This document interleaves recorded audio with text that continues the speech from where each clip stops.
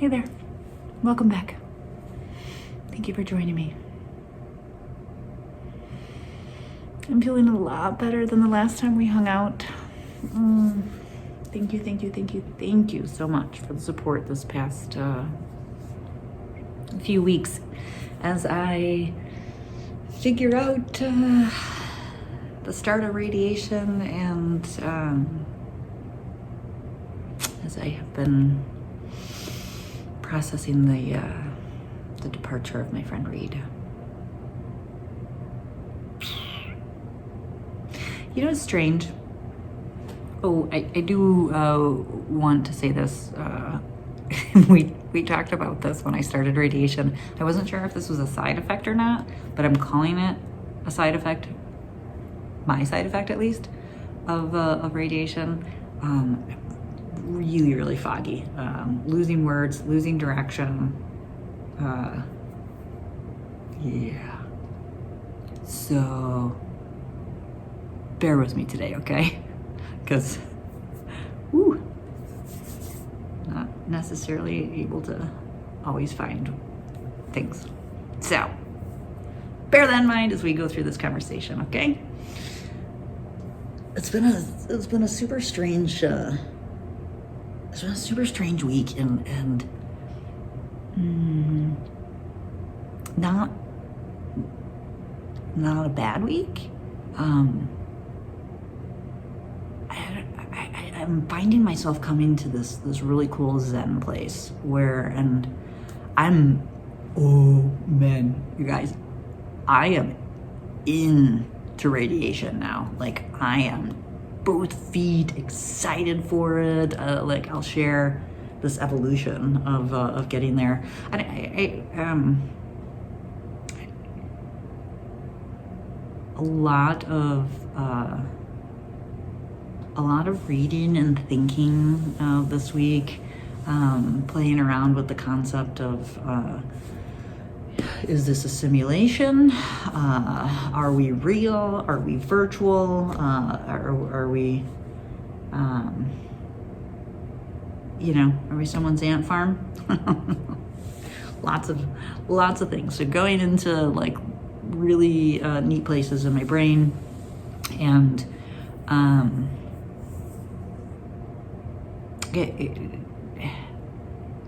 challenging things a lot. With my friend Reid, I have been struggling this week with really recognizing that I am mourning for a man that I didn't really know.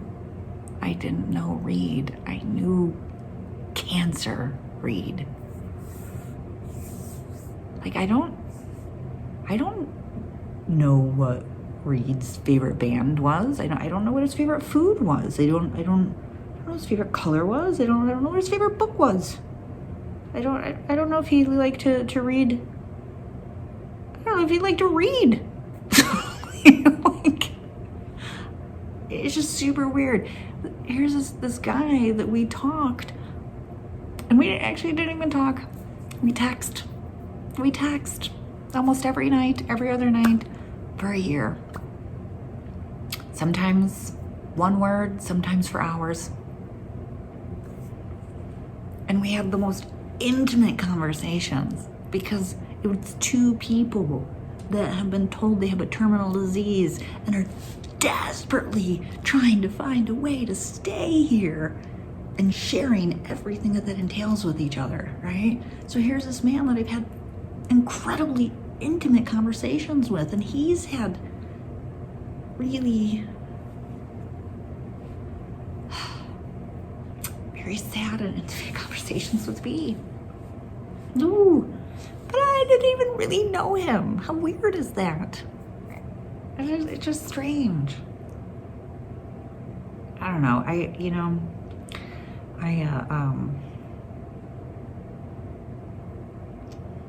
I went into to radiation this week, and we talked about how I started off scared, anxious. I think that's normal. Sure. I struggled that first day in radiation. I thought, how the fuck am I gonna do this? I considered, you know, the suggestion of an anti-anxiety pill. I've never taken one, so I don't know if that would, my doctor said that they would give it to me, but then I was like, it's only 15 minutes. It's my brain. I'm causing my own problem.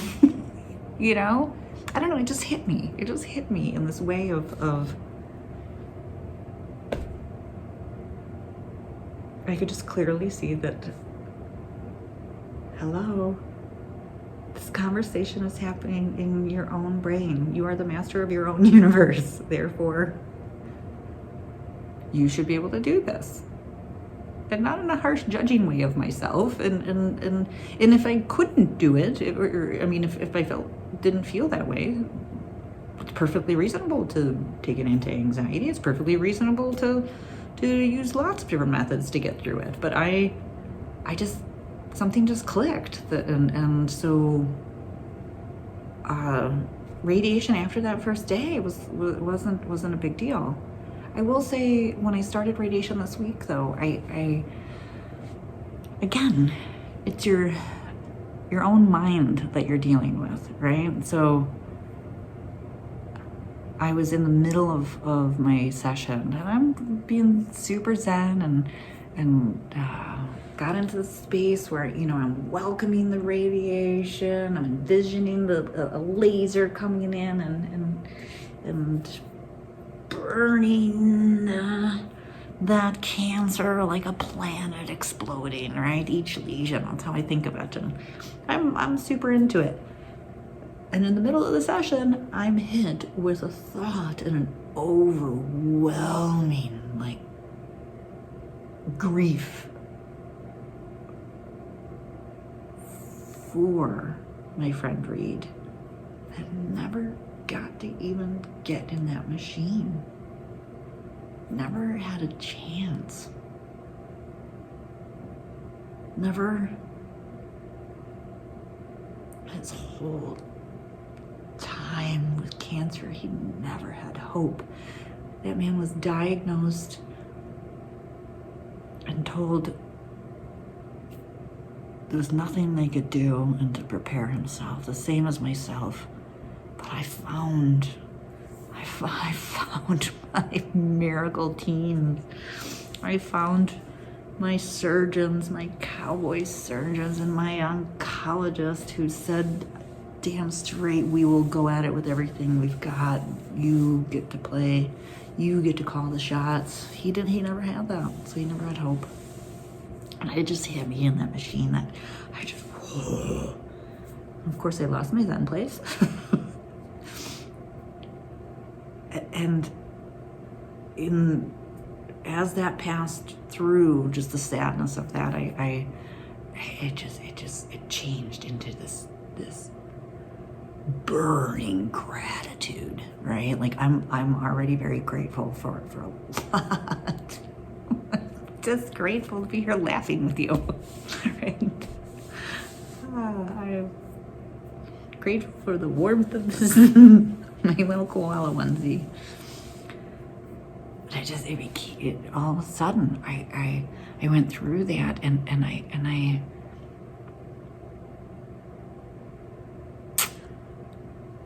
could hear Reid. Well, let me correct that. Honestly, I could see Reid texting me. You got this. You've got a chance. Don't fuck this up. Get over yourself. You got this. And then I was like, yeah.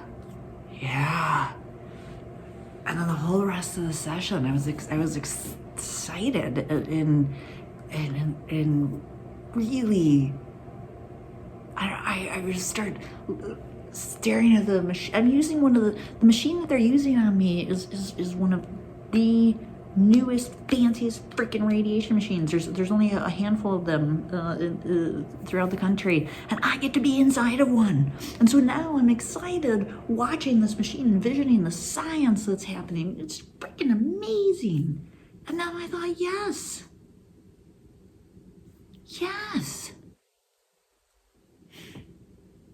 I have what that man never had. I have hope. I have a chance. I have something. And then my last radiation session, something happened that was so cool. My mind, I was laying, okay, so if you've never, I hope you've never seen a radiation room, but if you've never seen one on TV or whatever, it's this room that I'm in. It is really cool. The strapping you to the table part's not really cool, but you're strapped to a table, like, right? And it's as if the table is floating in the middle of the room, because you have this my type of machine. The radiation the machine doesn't just stay there and zap you. It does it in an arc. So it'll go around like this and come back up. And so, it feels like you're floating on nothing in the middle of the room, and you've got this thing going around you, and it's super sci-fi cool. And as I'm laying there, almost sleeping, I'm envisioning now the folks that are running the radiation, in the radiation room, which my team is super fun. I think they love me just because I've been baking cookies all week, and so they're getting tons of them as I try everything. Anyways, I'm envisioning them in there like gamers, right? They've got all these screens, and I'm just thinking of them playing like the old Centipede game or Asteroid or something with my lesions, and then all of a sudden, my friends were there. I was just there, and I felt this incredible, like, you've got this, we got this, let's do this. And there was Reid with his hands on me and smiling. Give it hell. And then there was George, my father-in-law that passed from cancer 2 months before I was diagnosed, with his very kind eyes smiling at me, with his hands on me. You got this. And there was my friend Ellen, who died of cancer this past year, smiling, laughing.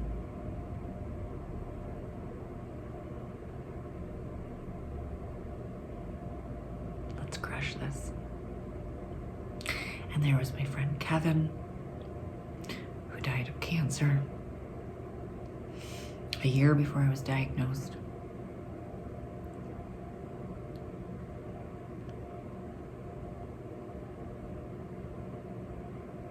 I'm smiling because in my mind's eye, he was healthy and not as he was when he died. But he was there, smiling, going, "You got this, babe." And my friend Javi. Javi and I were diagnosed at the same time, but he died 6 months later. But Javi was there. And all of my friends were there, and they all laying hands. And it was just so loving and powerful and warm and again, all my fear and anxiety and everything is just washing away. So I'm thinking, I do this for you. We'll do this together. We got this.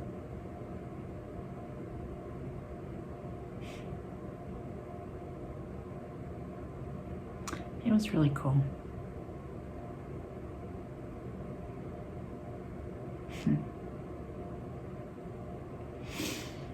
Whether it was my mind's eye or they were really there or not, who knows? For me, my whole family and friends were there supporting me, and it was really cool. It's been a good week in that way. I'm in a good place.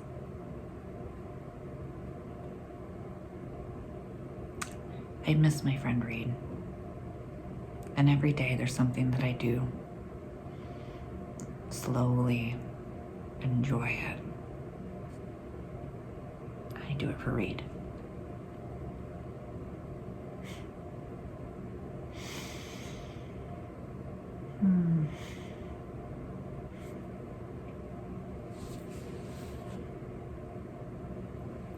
This is my last radiation day. Is Friday.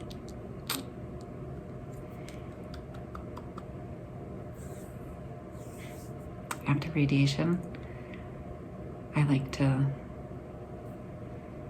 come home and spend an hour meditating and welcoming and envisioning what it's doing. Once I'm done on Friday, let's do chemo. I'm in chemo next week. But then it's the end of the year. My wife will be off for a couple of weeks and we just get to hibernate. It's gonna be cool. Radiation killed 5. At the end, it'll have taken care of 5 of the lesions on my lungs. That means I'll have 9 left.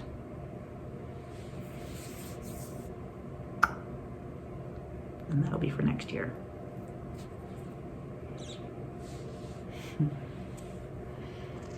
All right, I'm gonna let you go. I should get some sleep. Thanks for coming to hang out. I really appreciate our chats.